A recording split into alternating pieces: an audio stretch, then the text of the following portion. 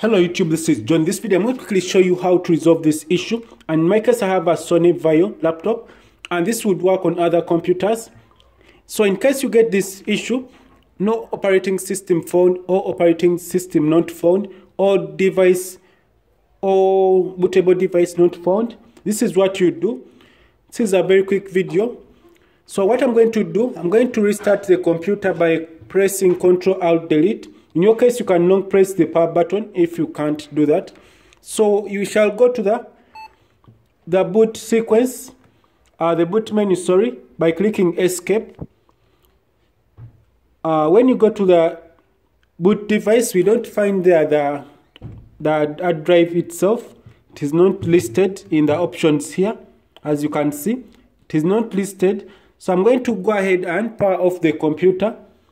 In your case, you can click Ctrl-Alt-Delete to restart. So when I power on again, this is what you shall get. We go and click F2. So when you click F2, it's going to take you to the BIOS system. So in the BIOS system, you're going to do a few changes there.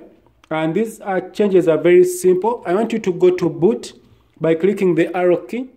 So when you go to boot,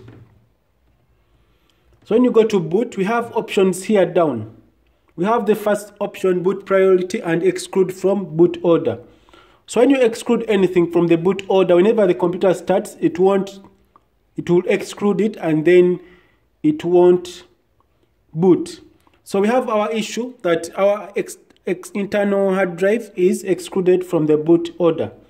So what we are going to do, as you can see, so someone I think accidentally clicked on X and then excluded it when they were in the boot priority order. So I'm going to click X and this X is going to put it up here and this is going to be listed as number 7.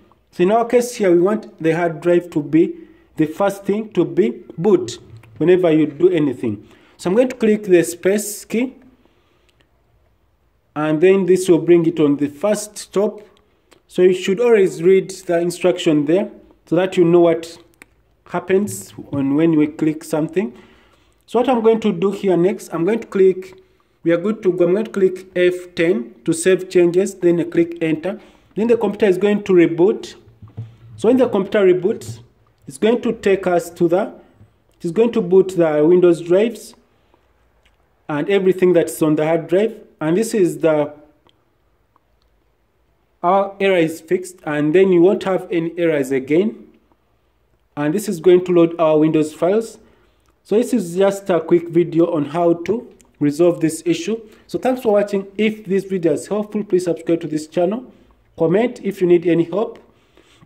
And don't forget to click the bell icon in order to get notified if I upload useful videos like this. Have a nice time. Goodbye.